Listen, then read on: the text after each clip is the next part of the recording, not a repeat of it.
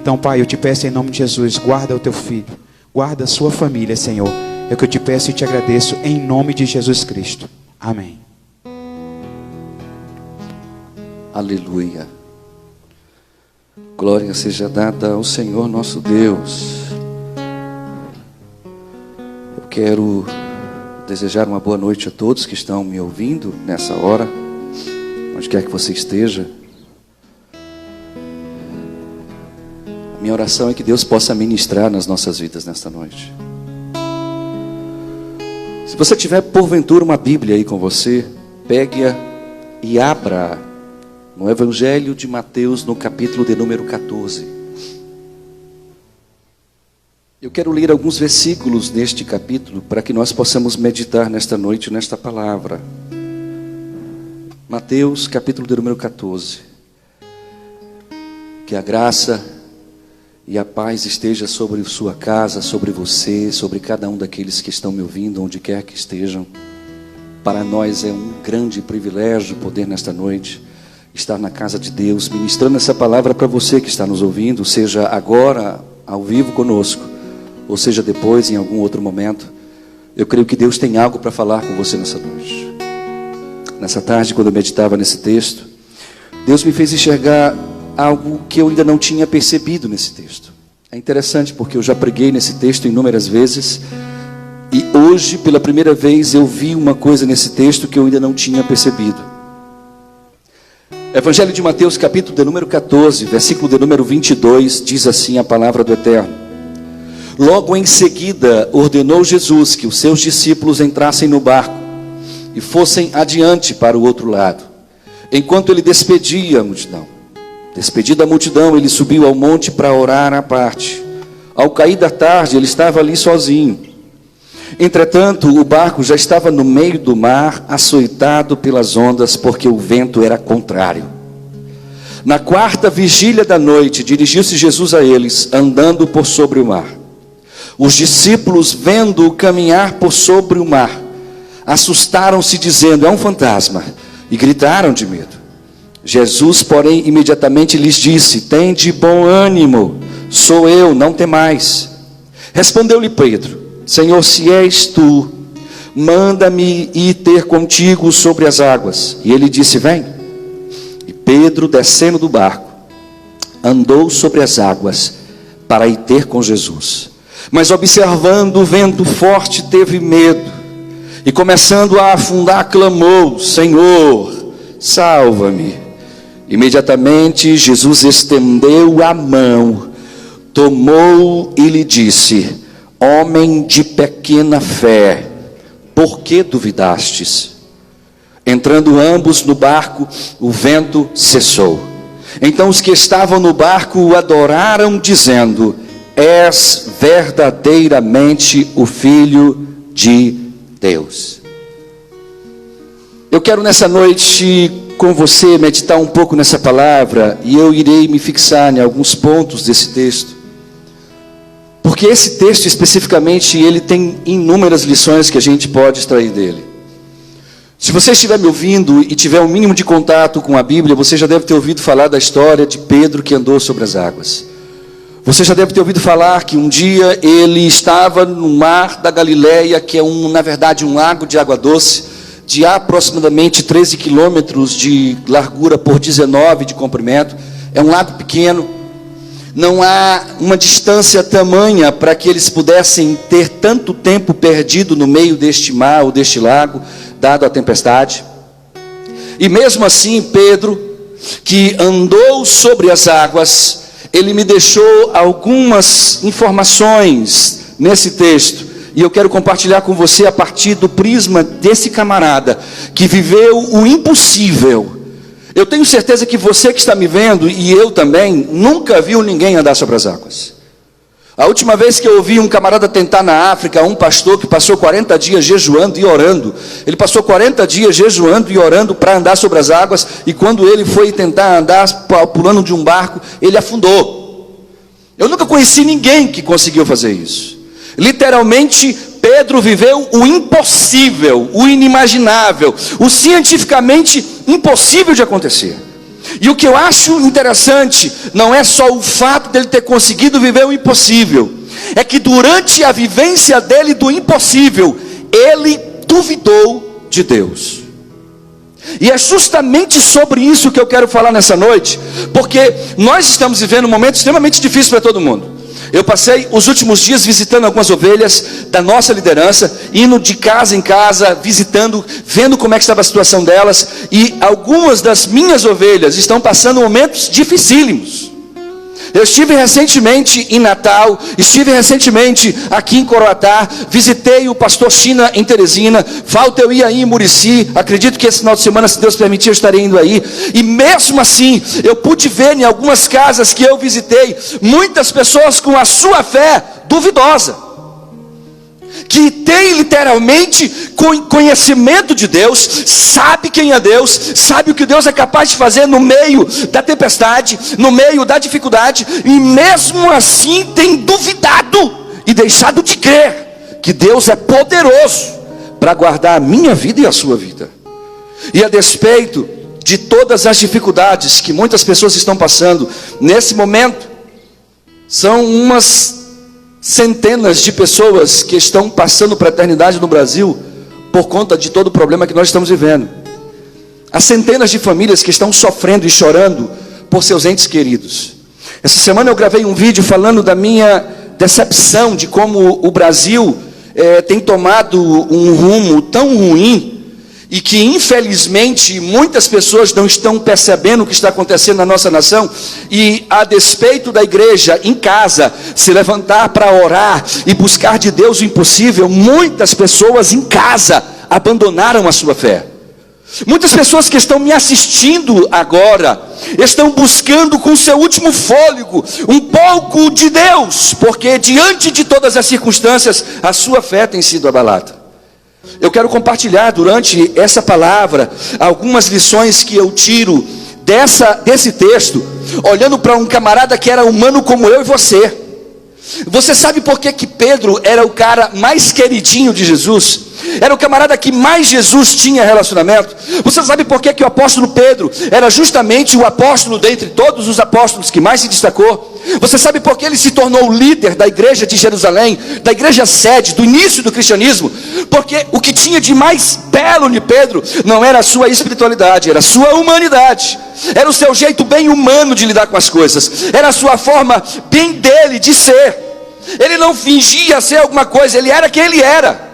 E quem gostasse dele tinha que gostar como ele era, porque ele entendia que só Deus era capaz de mudar o temperamento dele, ou aprimorar o temperamento dele, ou mudar o caráter dele. Ninguém podia fazer isso. E Jesus andando com ele durante vários momentos, fica relatado nesses 4 evangelhos, de forma muito clara, o carinho que Jesus tinha por esse camarada.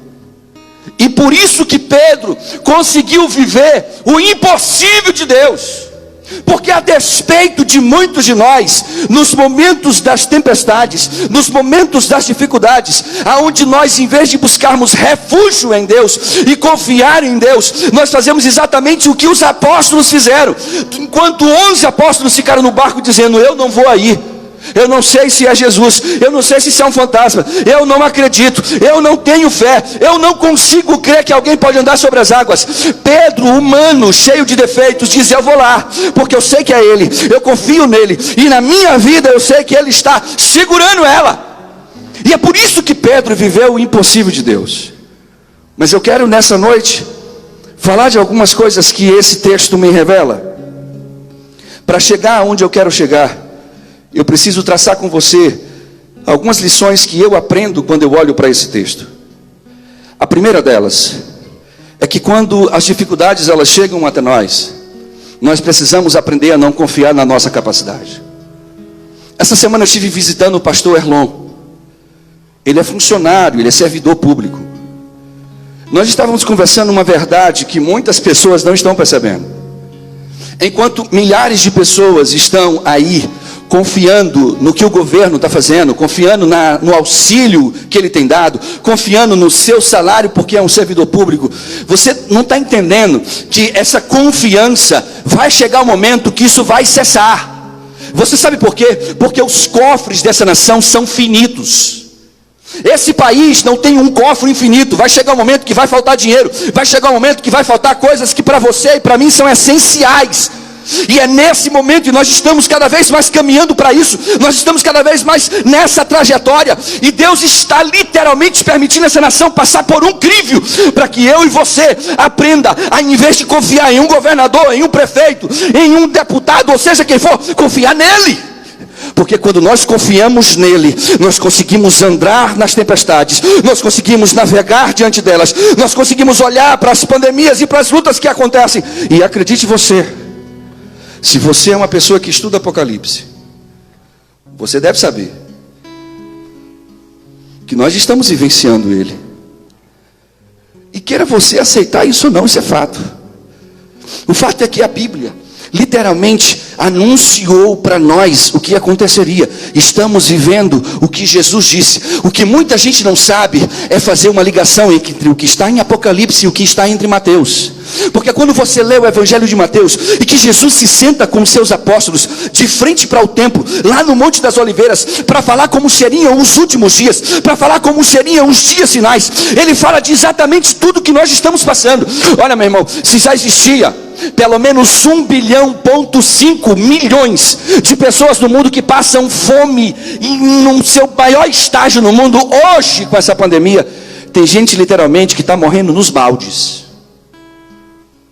Literalmente, como Jesus falou das pestilências, das coisas que aconteceriam. E você sabe o que é interessante? Quando ele alertou os apóstolos, uma coisa que muita gente ainda não sacou, é que depois que ele disse tudo o que aconteceria, depois que ele disse, olha, vai acontecer terremoto, vai acontecer isso, vai acontecer aquilo outro, vai acontecer aquilo, você vai ver pai matando filho, você vai ver filho matando pai, você vai ver doenças, você vai ver coisas terríveis, falsos profetas, pessoas enganando, você vai ver em nome de Deus muita gente fazer outra coisa. No final de tudo isso, ele encerra no versículo 12 de Mateus 24, dizendo, sabe o que?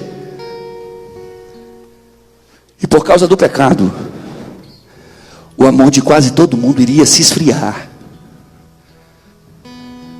Você sabe qual tem sido o meu maior medo nesta pandemia? Não é dela nem da morte. Quando eu estive hospitalizado por causa deste maldito vírus, em que eu tinha certeza dentro de mim, pela minha situação física que eu estava vivendo, que eu morreria. Quando eu percebi que eu estava prestes a dar os meus últimos suspiros, ao contrário que muita gente nesse momento fica em pânico, eu mandei mensagem para algumas pessoas dizendo que eu estava tranquilo com Deus, que eu iria passar para a eternidade em paz. Mas você sabe por que eu falei aquilo? Não era fazendo média, não era porque sou super-herói, nada disso. É justamente por eu ser mais humano do que qualquer outro humano. Porque eu entendo que nenhum de nós, nem eu e nem você, escreva isso aí na tábua do seu coração, irá passar por nada além daquilo que Deus nos permita passar.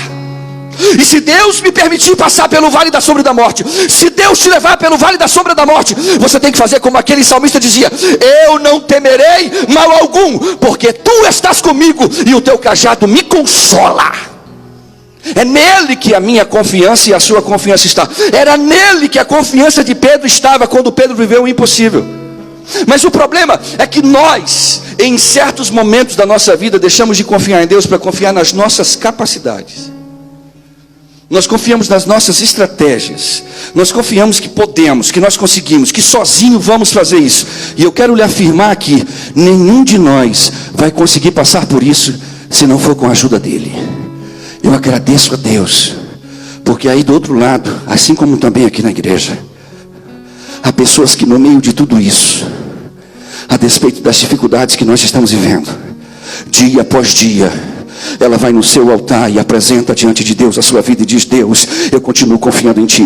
Deus, eu continuo confiando na Tua providão. Deus, eu continuo crendo que Tu estás comigo. E é por causa deste Deus que eu estou aqui nesta noite. Porque se não fosse por Ele, se Ele não tivesse me trazido até aqui, eu não teria condições físicas e provavelmente eu não já estaria mais vivo. Mas quando o plano de Deus, ele é diferente do plano humano, saiba de uma coisa, ninguém pode impedir os desígnios de Deus.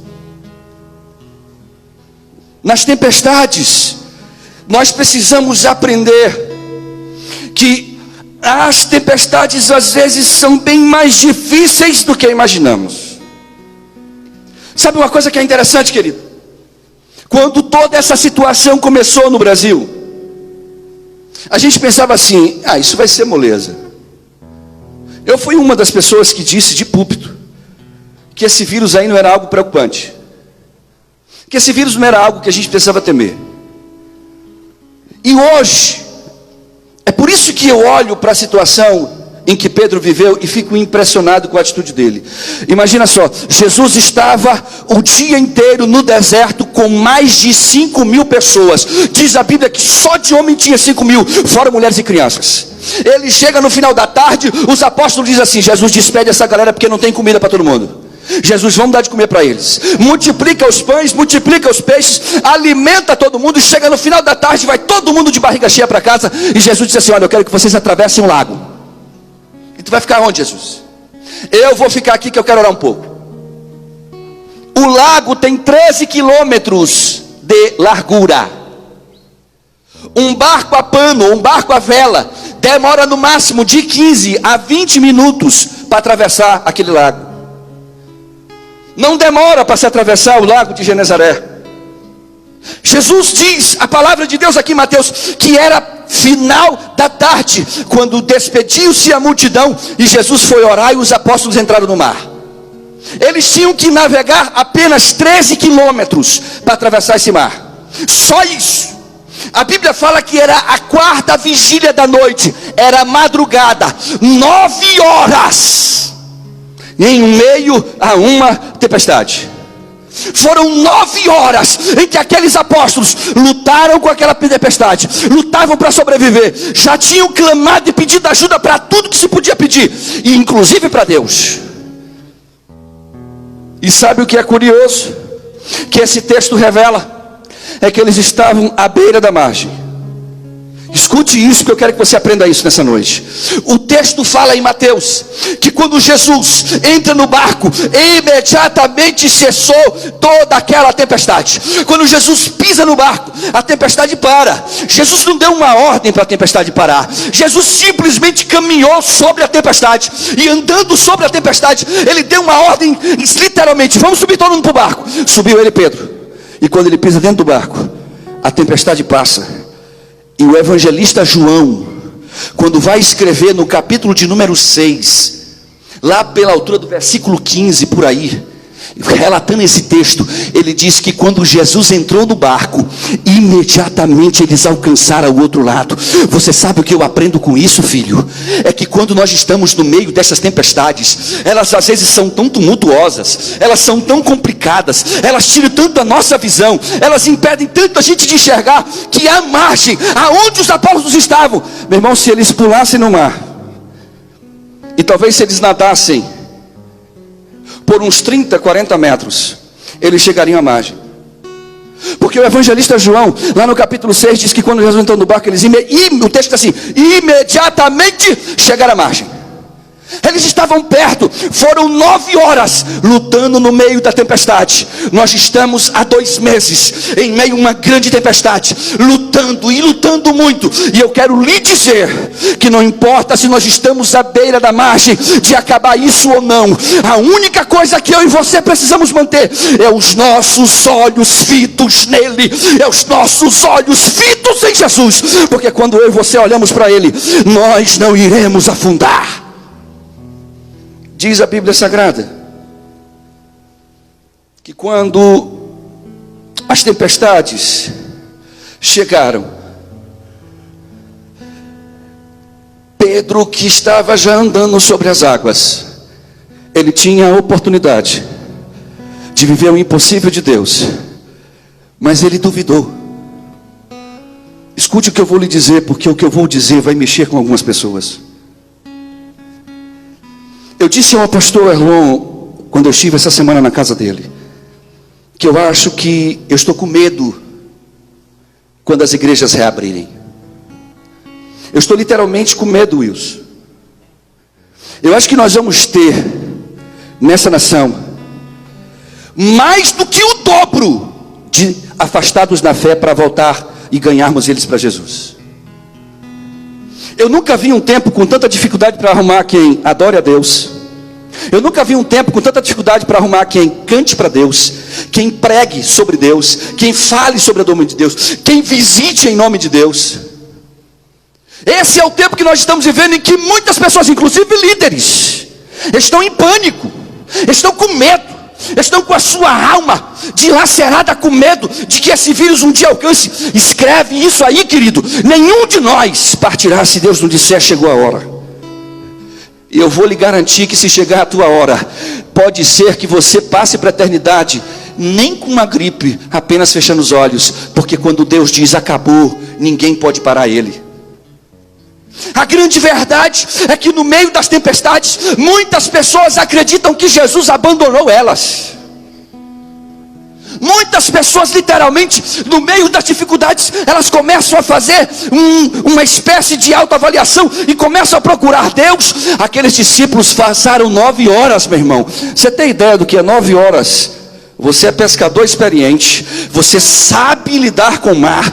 São 11 pessoas ali que estavam dentro do barco, com a 12ª Pedro, que desceu depois. Esses 12 apóstolos ali naquele barco conheciam o mar. A maioria deles eram pescadores, e pescadores que pescavam naquele lago, experientes, e não conseguiram deter a tempestade durante 9 horas. E por essas 9 horas que eles passaram por aquela tempestade, quando eles achavam que o barco iria afundar, aparece alguém em espírito. É por isso que a Bíblia faz que as coisas do espírito só se discernem espiritualmente. Quando eles olharam para Jesus, todo mundo de forma carnal, todo mundo de forma humana, todo mundo olhando para as circunstâncias, todo mundo olhando para as dificuldades, ninguém acreditava que era ele. Todo mundo começou a dizer: é um fantasma. Pessoas que perderam a sua fé, e ele grita: sou eu. É quem? É Jesus. Sabe o que o texto diz? Que eles duvidaram que fosse Jesus. Pedro chega e diz assim: se é mesmo tu, manda que eu vá até aí. Meu irmão, espera aí, pensa comigo. Pedro estava duvidando que era Jesus. Jesus diz para ele: então vem. Tu quer vir? Então vem. Tu está achando que se eu estivesse no meio de um barco e no meio do mar, e aparecesse um espírito falando lá no meio do mar da tempestade, e eu duvidasse de quem era, e esse espírito virasse para mim: vem aqui onde eu estou, eu descia daquele barco, sabe quando? Era nunca. Mas o único que literalmente investiu toda a sua fé naquele instante em Jesus foi Pedro. Porque a despeito de todos que duvidaram, ele disse: não, eu vou. Está mandando, eu vou. E se ele está mandando é porque é ele. Se ele está mandando é porque eu posso ir. Se ele disser para eu ir, eu posso ir, porque ele vai estar lá. E se ele vai estar lá, eu não vou afundar. Aleluia. Pedro foi um cara que, a despeito do que nós estamos vivenciando, ele vivenciou um momento ímpar na vida dele, porque foi o único homem depois de Jesus que andou sobre as águas. E sabe o que eu acho legal? É que muitos de nós, às vezes, nós nos sentimos abandonados por Jesus. Gente, eu conheço pessoas que perderam a sua fé. Tem algumas pessoas que não querem mais saber de Deus no meio de tudo isso. Se você que está aí me ouvindo, para pensar. Existem um monte de gente que hoje que não para nem para ver essa mensagem. E nem outras. As pessoas não têm tempo para Deus. Existe uma coisa que está acontecendo no Brasil que muitas pessoas não sabem. Preste atenção no que eu vou lhe dizer e você vai perceber se isso é fato ou não. Nos locais que são rurais no Brasil, nos locais aonde ainda existe dificuldade de acesso à internet, aonde existe ainda dificuldade a programações de seriados como Netflix e por aí vai, as pessoas estão correndo para as igrejinhas e estão querendo aceitar Jesus. Eu estive recentemente em Coroatá. O missionário que está lá num povoado chamado Vila Maranhense, ele me chamou e com os olhos cheios de lágrimas, ele disse assim: pastor, eu estou vivendo uma fase das fases mais incríveis da minha vida, porque eu estou deitado aqui dentro da igreja, ele mora atrás da igreja, e as pessoas estão vindo bater na minha porta. Quando eu abro a porta, são pessoas que não são seguidoras de Cristo, dizendo: pastor, o senhor que é o pastor daqui? Não, eu sou missionário. Pastor, só pode orar por mim porque eu quero entregar minha vida para Jesus. Eu quero me tornar um servo. Pessoas em pânico, pessoas com medo, pessoas que por não terem acesso a nada que possa preencher a vida delas, por se sentirem vazias, estão buscando em Deus a solução.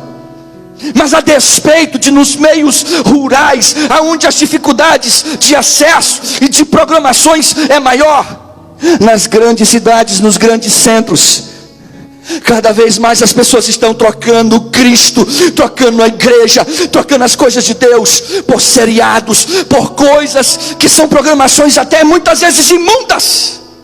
E aí a gente começa a ver pessoas que dizem pra gente assim: eu não estou com vontade mais de voltar para a igreja quando essa pandemia passar.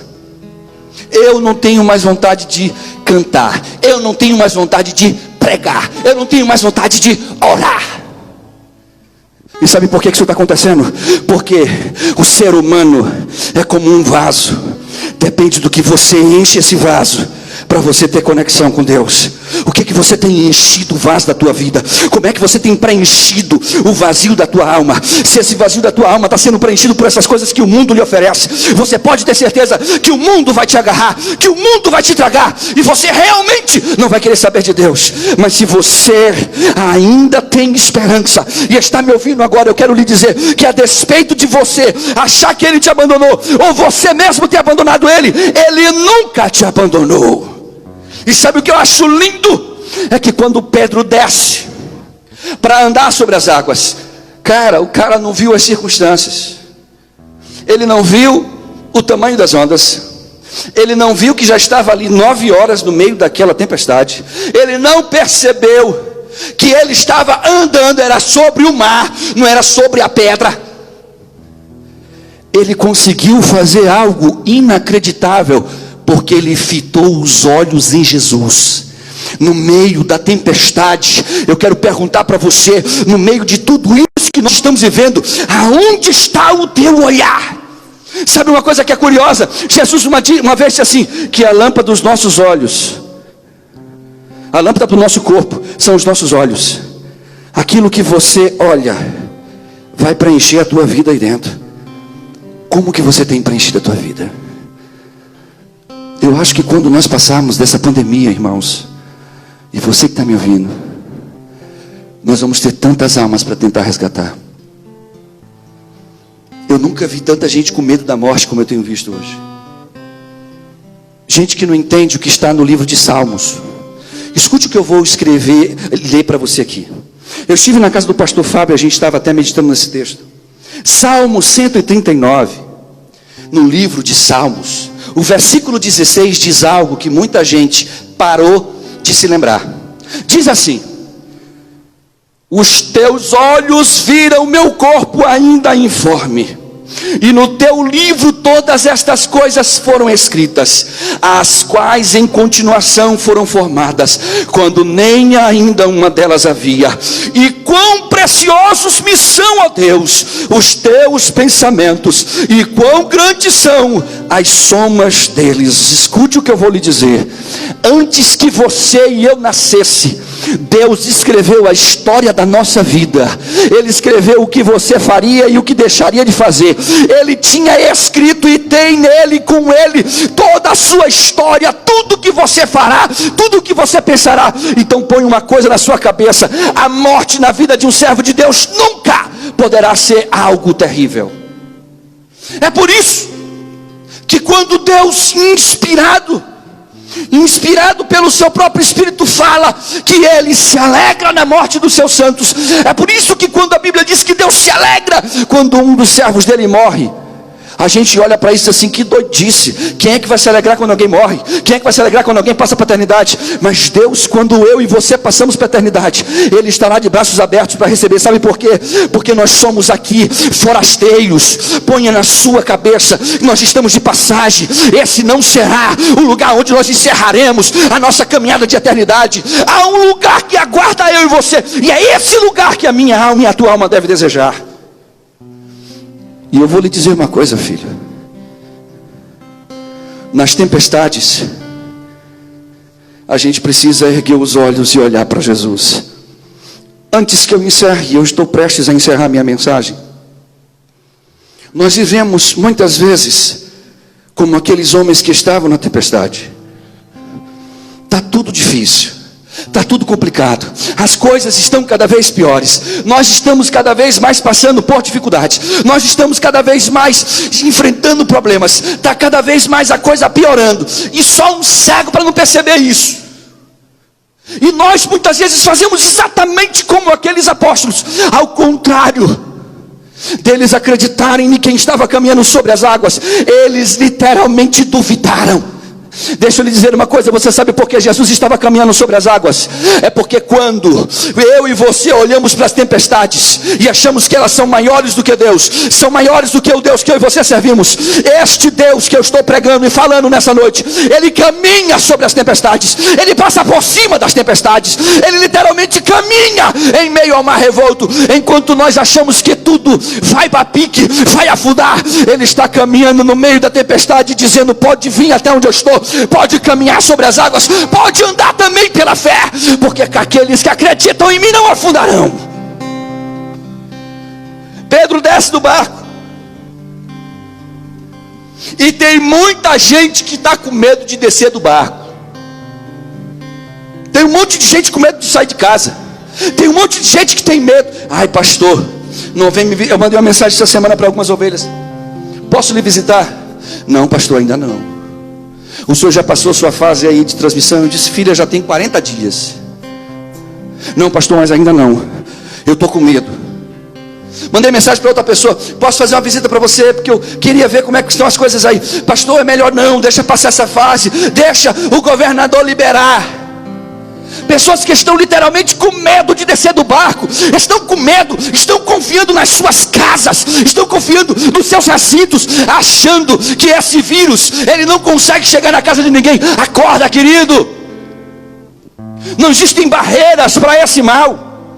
O único ser no universo que coloca a mão e diz: não toca, é Ele. Não é sua casa, não é essa máscara, não é seu carro, não é nada disso, é só Ele.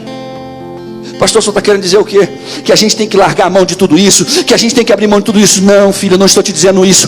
Eu estou te dizendo que, a despeito de todo o cuidado que eu e você temos que ter, por causa das pessoas, por causa da sociedade, a despeito disso, eu não posso confiar nessas coisas, porque quem me protege, quem me guarda, quem guarda você, não é isso, é Ele, é Deus que guarda a tua vida.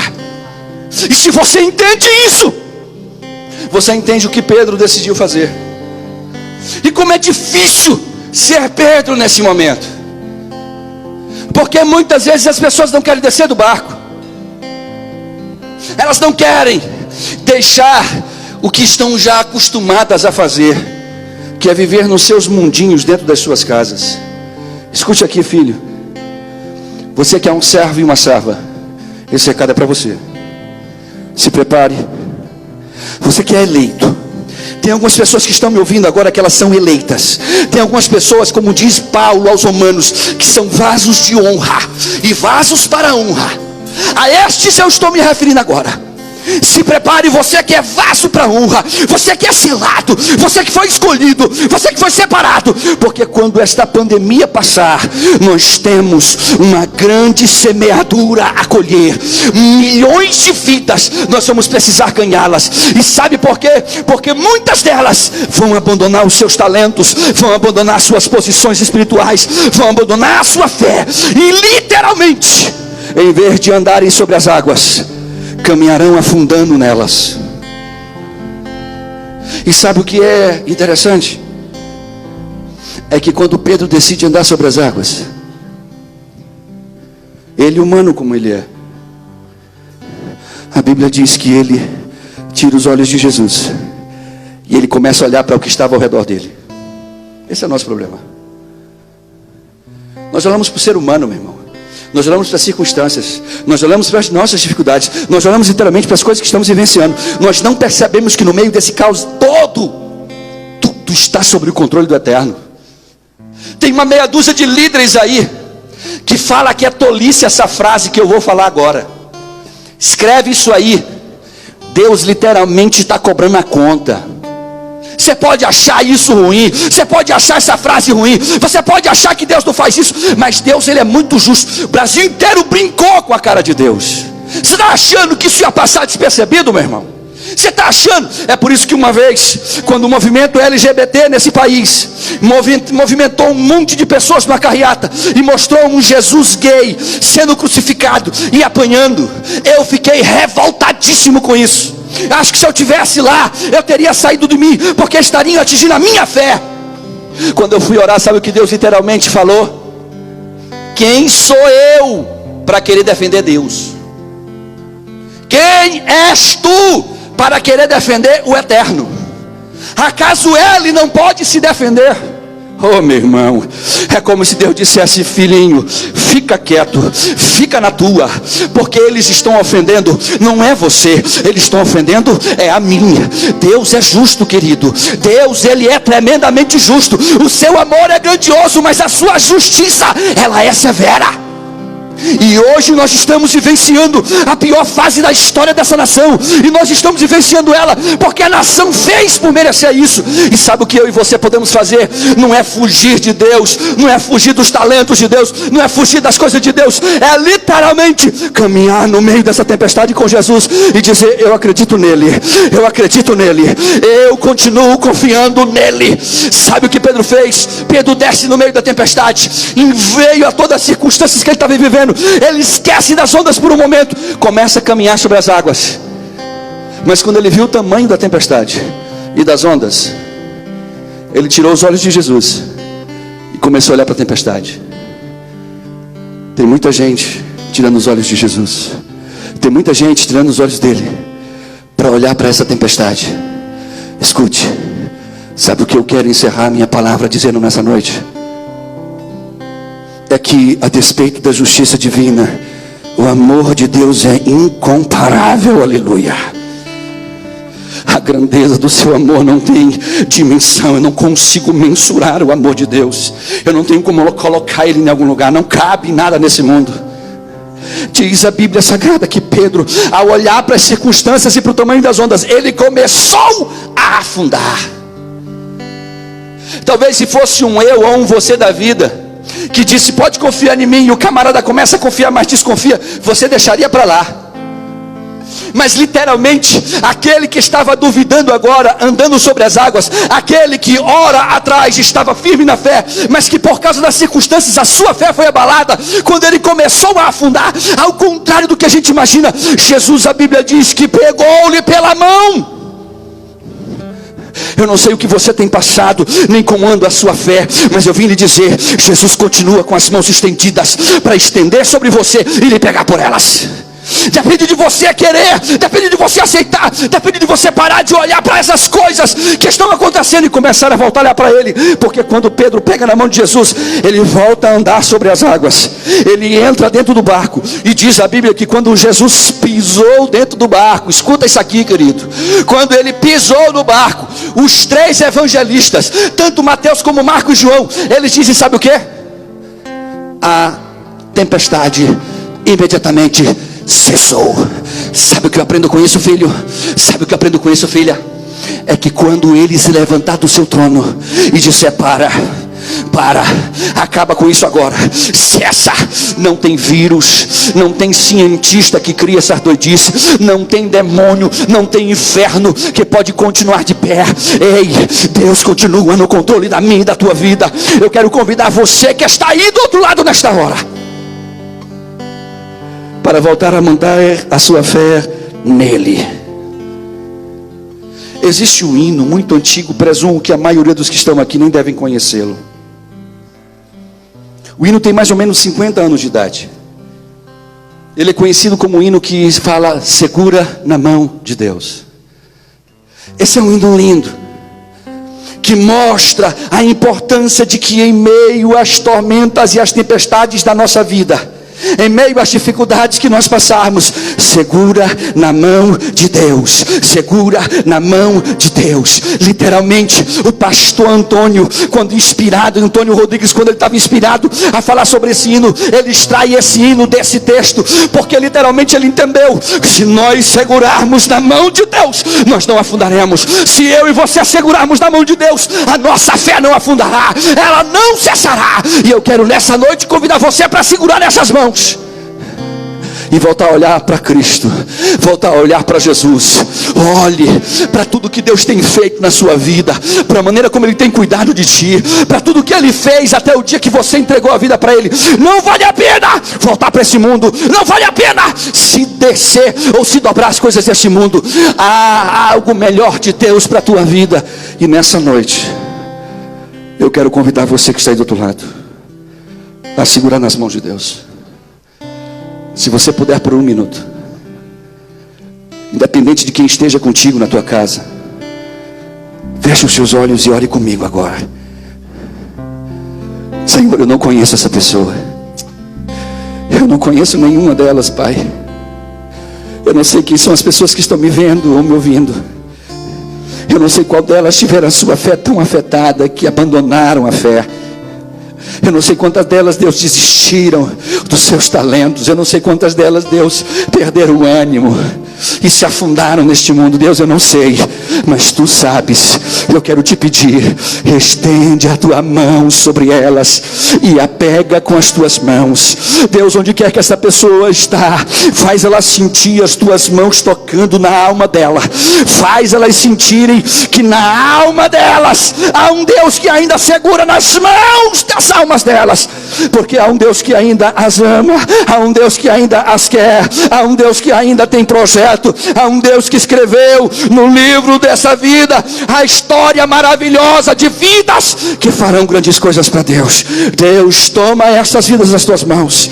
Eu apresento nas Tuas mãos não só as ovelhas, mas as que deixaram de ser, as que desistiram de ser, e te peço, traz elas de volta para o aprisco, traz elas de volta, meu Deus, para a Tua presença, traz elas de volta, Deus, para Ti nessa noite. E onde quer que elas estejam, Deus, preenche a alma delas, preenche esse vazio, tira toda essa sujeira que Tu estás me mostrando, tire toda essa imundície que está nesse coração. E eu te peço agora, Espírito de Deus, lava esta alma, restaura essa vida e faz ela sentir novamente a Tua presença, porque Tu continua sendo Deus. Aleluia. Oh, glória. E a Ti eu entrego essas vidas nesta noite e te peço, ó Eterno, cuida das minhas ovelhas, cuida daquelas que estão temerosas, cuida das que estão em pânico. Olha para as que estão, meu Deus, com medo da morte. Tira todo o medo, Senhor. Faz elas entenderem que não é o vírus que pode matá-los. Só quem pode tirar a nossa vida nessa terra é o Todo-Poderoso.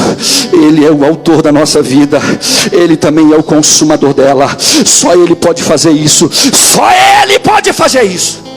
Então, aonde quer que existe uma ovelha, aonde quer que existe uma pessoa com medo, preenche a vida dela agora com a Tua presença. Fortalece a fé deles, fortalece a fé delas e faz eles entenderem, Deus, que se nós não tirarmos os olhos de Ti, nós não afundaremos. Assim nós oramos em nome de Yeshua Mashiach e nós agradecemos ao Deus Todo-Poderoso. E você do outro lado pode dizer amém.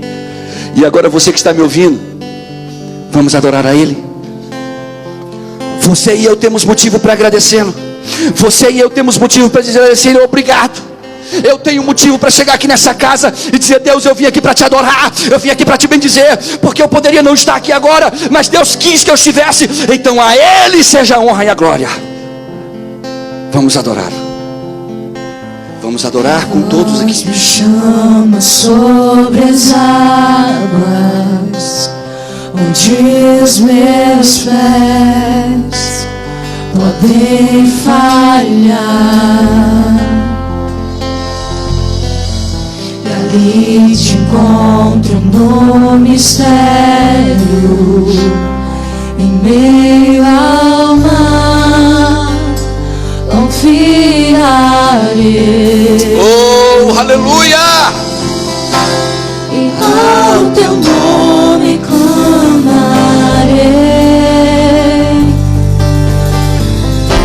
e além das ondas olharei. Se o mar crescer, somente em Ti descansarei.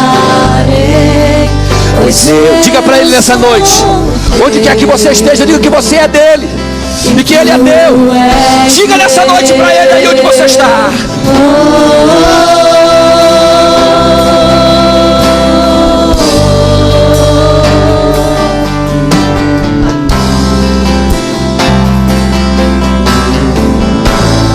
Graça cobre os meus temores, tua forte mão me guiará. Se estou cercado pelo medo, se estou cercado pelo medo, Tu és fiel, aleluia. Tu és fiel, nunca vais falhar. Diga para Ele. E ao teu nome clamarei, e além das ondas olharei. Se o mar crescer, somente em ti descansarei, pois eu sou teu e tu és meu.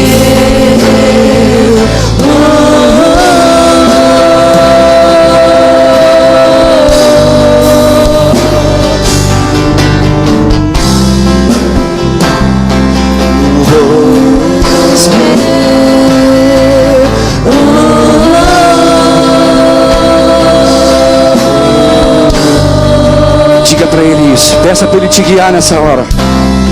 Guia-me para que em tudo em ti confie. Sobre as águas eu caminho, por onde quer que chames. Leva-me mais fundo do que já estive. Minha fé será mais firme, Senhor, em tua presença. Guia-me para que em tudo em ti confie. Sobre as águas eu caminho, por onde quer que chames. Leva-me mais fundo do que já estive. Minha fé será mais firme, Senhor, em tua presença. Para que em tudo em ti confie.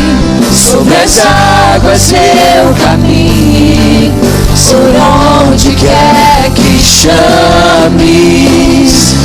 Leva-me mais fundo do que já estive.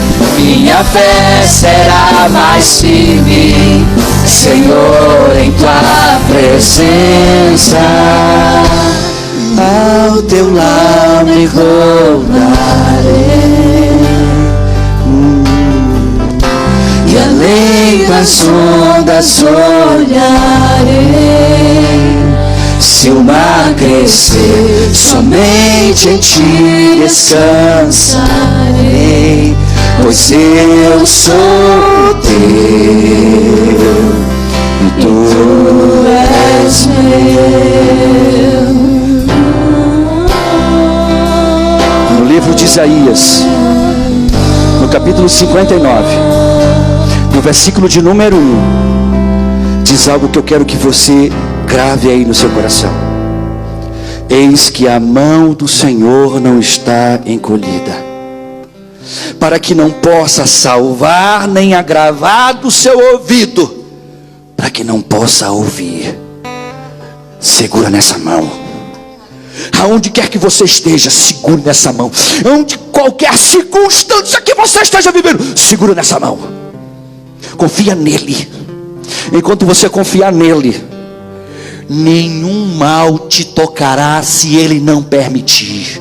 Escreve isso aí na tábua do teu coração. Ele continua com a sua mão estendida, dizendo: vem, porque eu quero te tirar da fundura desse lamaçal e te levantar para caminhar sobre as águas. Que Deus em Cristo te abençoe, que Deus em Cristo te guarde, que Deus abençoe a tua família e a tua casa. Deus guarde você no meio da tempestade e te faça entender: Ele é aquele que faz cessar tempestades Não tire os olhos dele. Mantenha os seus olhos nele, fitos nele, não importa o tamanho da tempestade. Senhor, eu te agradeço por essa palavra. Obrigado, Deus, porque tu ainda falas, e eu te agradeço por tudo que falaste a cada um de nós. Aviva a nossa confiança, aviva a nossa fé. Faz com que todo este povo que me ouve entenda, Deus, que tudo foi predito, tudo foi anunciado. Jesus anunciou isso, Pai, que nós viveríamos este caos, mas Ele disse, Senhor, que em meio ao vale da sombra da morte Ele estaria conosco. Meu Pai, eu confio em Ti, peço-te que Tu guarde cada uma dessas pessoas que estão, não só aqui comigo, mas que estão aí do outro lado me vendo. Toma nas tuas mãos, sustenta-as diante de ti. E se houver alguém, Deus, querendo voltar para Jesus agora, aonde quer que ela esteja ou que ele esteja, perdoa os seus pecados nesta hora. Entra neste coração, restaura-lhe a fé, Deus. Faz ela sentir novamente a alegria, faz ele sentir novamente a alegria de servir a um Deus que é o Deus Todo-Poderoso, a um Deus que vale a pena caminhar nas águas com Ele. A Ele seja a honra e a glória para todo sempre. E que a graça do Senhor Jesus Cristo, o amor de Deus, a comunhão e as consolações do Espírito de Deus seja com todos que me ouvem nesta hora, hoje e sempre. E se você estiver por aí, leve a mão no coração e diga amém. Deus em Cristo te abençoe. Nós nos vemos amanhã através da transmissão que será feita diretamente pelo pastor Marcílio, no trabalho que ele tem de libertação, realizado todas as quintas-feiras em Natal, e amanhã ele estará ao vivo. Você é nosso convidado para estar conosco. Nós estaremos juntos nessa caminhada. Sábado nós temos culto, domingo nós temos culto. Você não vai poder dizer amanhã para Deus, Deus, eu não tinha alimento na pandemia, porque o alimento está sendo disponibilizado. Coma deste alimento, sabe, aproveita este alimento, alimenta a tua alma e seja cheio de fé novamente, olhando para Jesus. Shalom, shalom, fique na paz de Deus e até mais. Bye, bye.